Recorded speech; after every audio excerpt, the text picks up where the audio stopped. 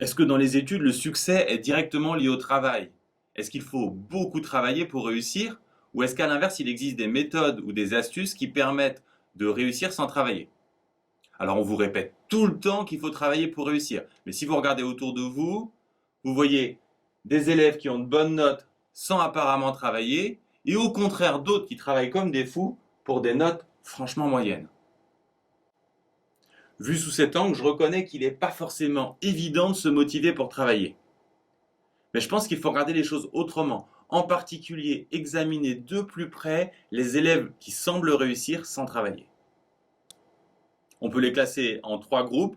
Première catégorie, à mon avis la plus répandue, ceux qui disent ne pas travailler. Mais en réalité, ils bluffent.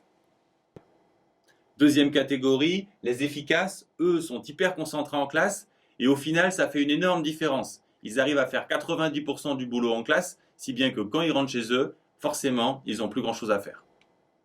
Troisième catégorie, ceux qui semblent à peine écouter en classe et pas non plus travailler chez eux.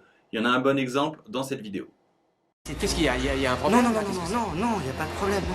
J'espérais que tu serais peut-être en mesure de me donner une idée de l'évolution de l'économie de marché dans les colonies du Sud.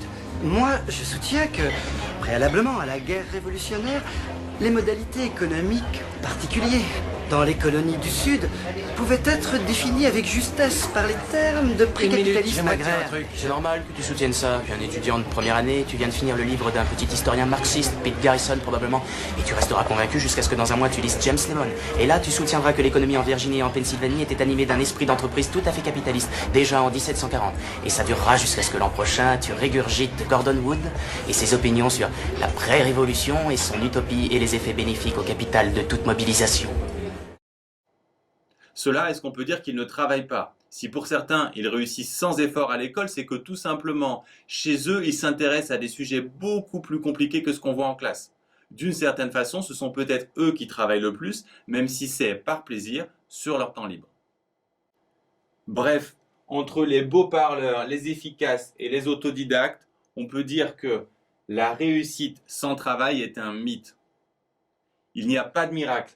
Là où il y a des bonnes notes, il y a toujours du travail. Mais je suis d'accord avec vous, il y a des élèves qui travaillent beaucoup pour des notes franchement moyennes. C'est que l'important n'est pas de travailler beaucoup, mais de travailler efficacement. Ceux qui travaillent le plus sont débordés parce qu'ils n'ont pas les bonnes méthodes.